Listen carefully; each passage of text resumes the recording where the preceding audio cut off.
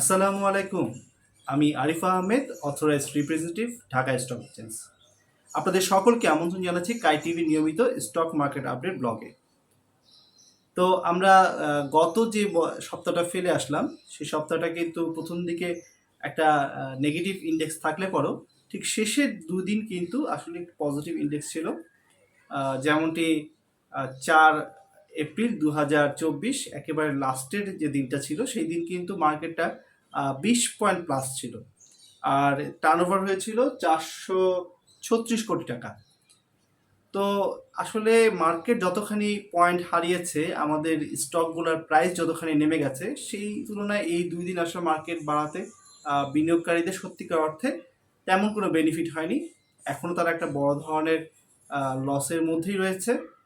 তবে তারপরেও মার্কেট এখান থেকে যেহেতু একটু ঘুরে দাঁড়িয়েছে, আমরা সবসময় যেহেতু আশায় বুক বাঁধি, তেমনটাই থাকবে আশা যে ইন্ডেক্সের ধারাটা শুরু হলো, এটা যেন সামনের সপ্তাহে এটা কন্টিনিউ করে এবং সামনেই আমাদের ঈদ চলে আসছে। ঈদের একটা ছুটির পর আশা করি মার্কেটটা নতুনভাবে আবার আমাদের সামনে উপস্থাপন হবে এবং অবশ্যই একটা পজিটিভ মার্কেট আমরা দেখতে পাবো। তবে আজকে যে বিষয়টা নিয়ে আলোচনা করব সেটি হচ্ছে গিয়ে আসলে ব্যাংকগুলোর, আমরা সম্প্রতি সময় দেখছি বেশ কয়েকটি ব্যাংক একভূত হয়েছে অলরেডি, কিছু প্রাইভেট ব্যাংক, এবং সামনে আরও কিছু রাষ্ট্রায়ত্ত যেসব ব্যাংকগুলো রয়েছে সেগুলো একভূত হচ্ছে। অর্থাৎ এই দুর্বল ব্যাংকের সাথে সবল ব্যাংকগুলোকে একভূত করা হচ্ছে। তো আসলে এই ব্যাংকগুলো একীভূত হওয়ার ফলাফল কি হতে চলেছে সেটা নিয়ে আজকে একটু আলোচনা করব। আসলে এর ভবিষ্যৎ বা এর ফিউচারে আমরা কীরকম ফলাফল পাবো, আমাদের বিনিয়োগকারীরা কীরকম ফলাফল পাবে এই ব্যাংকগুলোর কাছ থেকে, আসলে কি এই একীভূত হওয়াটা কি ভালো হচ্ছে কিনা, এই সকল বিষয়ে একটু আপনাদের সাথে আলোচনা করব আমার কাছে যতটুকু তথ্য উপাত্ত রয়েছে তার উপর ভিত্তি করে। তো আমার ভিডিও যারা দেখেন তারা জানেন, যদি আপনি এই মুহূর্তে ফেসবুক, ইনস্টাগ্রাম বা অন্য কোনো সোশ্যাল মিডিয়াতে থেকে থাকেন, তবে আপনাকে যেটি করতে হবে, এই ভিডিওর উপরে একটি লিঙ্ক দেওয়া থাকবে আমার কাইট টিভির ইউটিউব চ্যানেলে। তো সেই লিঙ্কে ক্লিক করে খুব সহজে চলে যাবেন আমার ইউটিউব চ্যানেলে। আশা করি সেখানে আপনারা পুরো বিস্তারিত ভিডিওটি পেয়ে যাবেন।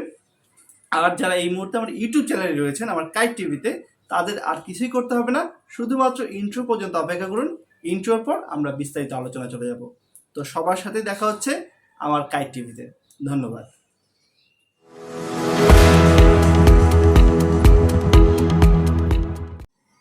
অসংখ্য ধন্যবাদ আমার কাইট টিভিতে আসার জন্য। তো আসলে ঠিক ইন্ট্রোর আগে যেমনটি বলছিলাম যে আসলে ব্যাংকগুলো যে একীভূত হচ্ছে এবং এই একীভূত হওয়ার ফলাফল কি হতে আসলে চলেছে, ভবিষ্যতে আসলে আমাদের ব্যাংকগুলো কোন অবস্থায় গিয়ে দাঁড়াবে, এটা নিয়ে কিন্তু কিছুটা সংশয় রয়েছে সবার মধ্যে। আর এই বিষয় নিয়ে আসলে আজকে ভিডিওতে আমি বিস্তারিত আলোচনা করার চেষ্টা করব। তবে তার আগে বরাবরের মতন প্রতিবার যেই আবেদনটা আপনাদের কাছে করি, যদি আমার এই চ্যানেলে আপনি নতুন হয়ে থাকেন তবে অবশ্যই চ্যানেলটিকে সাবস্ক্রাইব করে রাখবেন। কারণ এই ইউটিউবের সাগরে যদি আমার চ্যানেলকে সাবস্ক্রাইব করে না রাখেন তবে কিন্তু আমাকে খুঁজে পাওয়া আবার খুব কঠিন হয়ে যাবে। তো যেমনটি আসলে আমরা শুনছিলাম যে আসলে রাষ্ট্রীয়ত মালিকাধীন সোনালী ব্যাংকের সঙ্গে এবার উচ্চ ঋণ খেলাপি bank Bangladesh development bank BDBL এবং বাংলাদেশ কৃষি ব্যাংকের সঙ্গে রাজশাহী কৃষি উন্নয়ন ব্যাংক একীভূত হচ্ছে।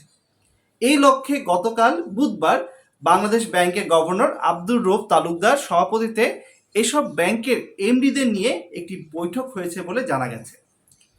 সূত্রে জানায় বৈঠকে বাংলাদেশ ব্যাংকের পলিসি অ্যাডভাইজার আবু ফরাস মোহাম্মদ নাসের এবং সরকারি এই 4 ব্যাংকের যে ব্যবস্থাপনা পরিচালক ছিলেন তারা কিন্তু উপস্থিত ছিলেন এই বৈঠকে।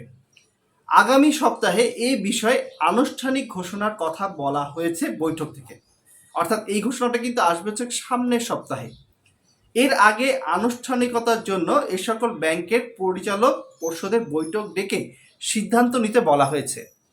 এর আগে বেসরকারি খাতের এক্সিম ব্যাংকের সঙ্গে একেবারে যে ভঙ্গুর ব্যাংক রয়েছে পদ্মা ব্যাংক, তার কিন্তু একীভূত হওয়ার যে সমঝোতা স্বাক্ষর অলরেডি হয়ে গেছে। এই 2 ব্যাংকের আদলেই আসলে কেন্দ্রীয় ব্যাংক কিন্তু গতকাল আলোচিত ব্যাংকগুলোর সমঝোতা স্বাক্ষর সই হবে বলে জানিয়েছে। তবে এই বিষয়ে আপাতত সবাইকে মুখে কুলুপ দিতে বলা হয়েছে, মানে এই বিষয়ে এখন কিন্তু খুব বেশি আলোচনা করার সুযোগ নেই। আসলে এই বিষয় কিন্তু এই যে একীভূত যে হচ্ছে এই বিষয়ে কিন্তু কিছুটা দ্বিধাদ্বন্দ্ব এখন পর্যন্ত তৈরি হয়ে গেছে, বিশেষ করে যারা বিনিয়োগকারী রয়েছেন এবং আন্তর্জাতিক মহলেও কিন্তু এ নিয়ে একটা দ্বিধাদ্বন্দ্ব চলছে। ঠিক তেমনটাই আসলে যে সম্পদের মান সঠিক মূল্যায়ন ছাড়া জোরপূর্বক ব্যাংকের একীভূত করলে এই উদ্যোগ ফলশ্রুত হবে না বলে জানিয়েছে বিশ্বব্যাংক। মঙ্গলবার 2 এপ্রিল নগরীর বিশ্বব্যাংকের ঢাকা অফিসে প্রকাশিত বাংলাদেশ ডেভেলপমেন্ট আপডেট প্রতিবেদনে এই তথ্য তুলে ধরা হয়। বিশ্বব্যাংকের কান্ট্রি ডিরেক্টর আবুদুল্লাহ শেখ, সংস্থাটির জ্যেষ্ঠ অর্থনীতিবিদ রঞ্জিত ঘোষ এবং বর্ডান হার্ভার্ড উপস্থিত ছিলেন। বিশ্বব্যাংক জানায়, ব্যাংক একীভূত করতে সঠিক মূল্যায়ন এবং প্রক্রিয়া বিচক্ষণ বাস্তবায়ন প্রয়োজন। খারাপ ব্যাংকগুলোর অধিগ্রহণ করতে যে ভালো ব্যাংকগুলো দুর্বল না হয়ে যায় সেদিকেও খেয়াল রাখতে বলা হয়েছে। আসলে দেখা যাচ্ছে যে দুর্বল ব্যাংকগুলোকে যখন সবল ব্যাংকগুলো একীভূত করে নিবে তখন কিন্তু যেমনটা সম্ভাবনা রয়েছে যে দুর্বল ব্যাংকগুলোকে সবল ব্যাংকগুলো উঠিয়ে নিয়ে আসবে, ঠিক তেমনিভাবে কিন্তু আবার সম্ভাবনা রয়েছে যে যারা আসলে সবল ব্যাংক রয়েছে তারাও কিন্তু কিছুটা হলেও দুর্বল হয়ে যাবে। তা এই দিকে আসলে তারা কিন্তু নজর দিতে বলেছে যাতে এই ভালো ব্যাংকগুলো যাতে আবার খারাপের দিকে না চলে যায়। দুর্বল ব্যাংকগুলোর সম্পদের মানের একটি মূল্যায়ন প্রয়োজন। এই জন্য বাংলাদেশ ব্যাংকের একীভূতকরণের ক্ষেত্রে আরও সতর্ক থাকা দরকার। সম্পদের মান ও সুষ্ঠু নীতিমালা ভিত্তিক ব্যাংকের একীভূত করা উচিত বলে মনে করে বিশ্বব্যাংক। আসলে এই যে একীভূতগুলো হচ্ছে সেই একীভূতগুলো আসলে ইন্টারন্যাশনাল মান অনুযায়ী হচ্ছে কিনা সেদিকেও কিন্তু তারা নজর দিতে বলেছেন। আরও বলা হয়, কোনো একীভূত প্রক্রিয়া শুরু হবার আগে এই বিষয়ে বিস্তারিত নির্দেশনা জারি করা দরকার, যাতে করে জড়িত ব্যাংকগুলোর প্রক্রিয়া সম্পর্কে সঠিক ধারণা পাওয়া যায়। আর এই ধরনের নির্দেশনা আন্তর্জাতিক সর্বোত্তম মানের উপর ভিত্তি করে তৈরি করা যেতে পারে। পাশাপাশি একীভূত হওয়ার ক্ষেত্রে ব্যাংক বা আর্থিক প্রতিষ্ঠানগুলোর অবস্থার উপর নির্ভর করে বিকল্প একীভূত প্রক্রিয়া প্রদান করা যেতে পারে। বিশ্বব্যাংকের প্রতিবেদনে বলা হয়, বিনিয়োগে মন্দাবস্থা তৈরি হয়েছে। ব্যাংক খাতে খেলাপি ঋণের উচ্চ হারসহ দুর্বল নিয়ন্ত্রণের কারণে এ খাতে চাপের মুখে আছে। আসলে এটা কিন্তু এখন আমাদের কাছে সবার কাছে খুব স্পষ্ট যে এই যে আমাদের একটা বড় ধরনের ঋণ খেলাপির ব্যাপারটা এবং আমাদের ব্যাংকের যে সুশাসন নিয়ে কথা বলা হচ্ছে, এই সুশাসনের অভাবের কারণে কিন্তু আসলে আমাদের এই ব্যাংকগুলো একটা বড় ধরনের একটা চাপে রয়েছে। এই শুধুমাত্র আমাদের ব্যাংক না, পুরো সেক্টরটা একটা চাপের মধ্যে রয়েছে।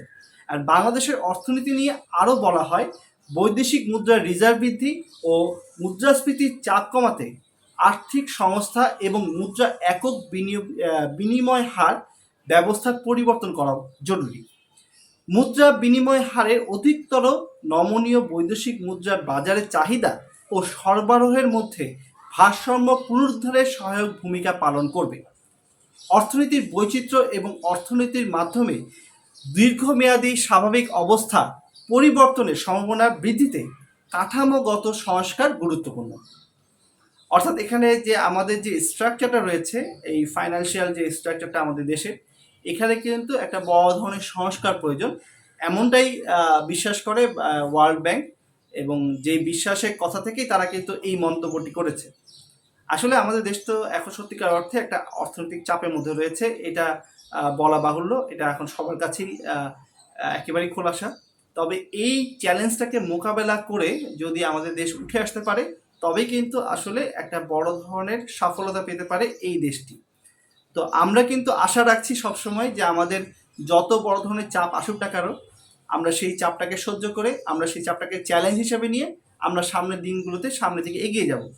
তো এমনটাই যদি করতে পারি আসলে আমরা আমাদের সকল যে সংস্থাগুলো রয়েছে আর্থিক বিষয়ে, সেই সংস্থাগুলো যদি তাদের একেবারে বেস্ট ট্রাইটা যদি করে যায় এই আর্থিক সমস্যাটাকে মোকাবেলা করার জন্য, তবে কিন্তু আমরা এখান থেকে উত্তরণ করতে পারবো।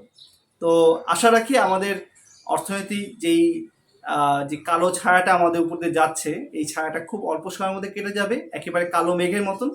এরপরে আমরা অবশ্যই আবার সূর্যের দেখা পাবো এবং তখন কিন্তু বাংলাদেশকে আর থামিয়ে রাখা যাবে না।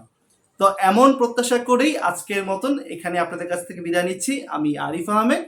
তবে খুব অল্প সময়ের মধ্যে আবার আপনাদের সাথে দেখা হচ্ছে। স্টক মার্কেট আপডেট যে কোনো নিউজ দিয়ে। ততক্ষণ সুস্থ থাকবেন, ভালো থাকবেন। আল্লাহ হাফেজ।